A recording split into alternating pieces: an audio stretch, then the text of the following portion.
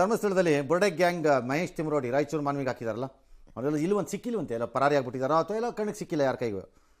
7 ದಿನಕ್ಕೊಂದ್ಸರಿ ಅಧಿಕಾರಿ ಮುಂದೆ ಹೋಗ್ಬೇಕಲ್ಲಿ, ಠಾಣೆ ಅಧಿಕಾರಿ ಅಂತ ಹೇಳಿದ್ದಾರೆ. ಹೋಗಿದ್ರೆ ತಾನೇ 7ನೇ ದಿನ ಹೋಗೋದಕ್ಕೆ ಒಳ್ಳೆ ಕಥೆ ಆಯ್ತು. ಈ ಮಧ್ಯೆ ಅಲ್ಲಿ ಯಾರೋ ರಾಯಚೂರಿನಲ್ಲಿ ದಲಿತ ಸೇನೆ ಮತ್ತು ಸಮಾನ ಮನಸ್ಕರ ವೇದಿಕೆ ಅವರೆಲ್ಲ ಎಟ್ ಎನಿ ಕಾಸ್ಟ್ ನಮ್ಮೂರು ಕರ್ಕೊಂಬರ್ಬೇಡಿ, ಕಾಡಿಗೆ ಬಿಟ್ಬಿಡಿ ಕರ್ಕೊಂಡೋಗಿ ಅಂತಾನೆ. ಅನ್ನವಣ್ಣ ಮಾತಾಯ್ದು ಇಡೀ ಊರಲ್ಲಿ ನಮ್ಮಂತ ಒಳ್ಳೆ ಹುಡುಗರು ಎಲ್ಲಿ ಸಿಗ್ತಾರಣ್ಣ ನಿನ್ಗೆ? ಈಗ ಅವ್ರು ಇರೋದು ಕಾಡು ಪಕ್ಕದಲ್ಲೇ ಅಲ್ವಾ, ಮನೆ ಇಲ್ಲ. ಹೌದು, ಅಲ್ಲಿ ಬೇಡ ಅಂತ ಈಗ ಅಲ್ಲಿಂದ ತಾನೇ ಗಡಿ ಪಾರ್ ಮಾಡಿ. ಗೊತ್ತಿರೋ ಕಾಡು ಬೇಡ, ಹೊಸ ಕಾಡಕ್ಕೆ ಬೇರೆ ಕಡೆ ಅದಂಗ ಆಗ್ಬಿಡುತ್ತೆ. ಕಾಡಿಗೆಲ್ಲ ಹಾಕಕ್ಕಾಗಲ್ಲ. ಕಿಂಡಲ್. ಆಮೇಲೆ ಅದಾವ್ದೋ ವಿಡಿಯೋ ಮತ್ತೊಂದು ವಿಡಿಯೋ ರಿಲೀಸ್ ಮಾಡಿದ್ದಾರೆ. ಅದು ಯಾವುದೋ ಯೂಟ್ಯೂಬಲ್ಲಿ ಏನೋ 4-5 ಲೈಕ್ಸು ಬರ್ತಿರಬೇಕು, ಅದಕ್ಕೆ ಮಾಡ್ತಿರೋ ಕತೆ ಅಂತ ಕಾಣುತ್ತೆ. ಇದು this has no meaning and no value.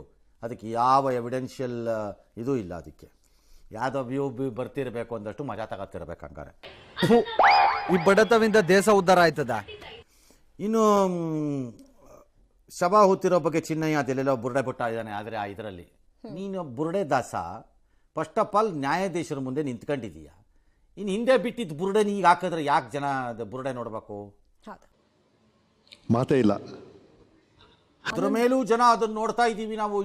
ವಯ್ಯೋ Exo ಟ್ಯೂಬಲ್ಲಿ ಇನ್ನೋದೇ ಆದ್ರೆ ನೀವು ನಿಮ್ಮನ್ನೇನು ಬುರುಡೆ ಅಂತ ಕರೀಲಿ ನಾನಾಗ? ಈ ಚಿನ್ನಯ್ಯ ಬಿಡ್ತಾ ಇರೋದೇ ಬುರುಡೆ. ಅವನು ಬಿಡುತ್ತಿರುವುದು ಬುರುಡೆ, ಓದುತ್ತಿರೋರಿಗೆ ಬುರುಡೆ ಇಲ್ಲ ಅಂತ ಅನ್ಕೋಬೇಕಂಗಾರೆ. ಮತ್ತೆ ಇನ್ನೇನು ಬೋಗಸ್ ಅಲ್ವಾ ಅದು? ನೀ ಯಾವನು ಕೇಳಕ್ಕೆ? ಮತ್ತೆ ಭೇಟಿಯಾಗೋಣ. ನಮಸ್ಕಾರ.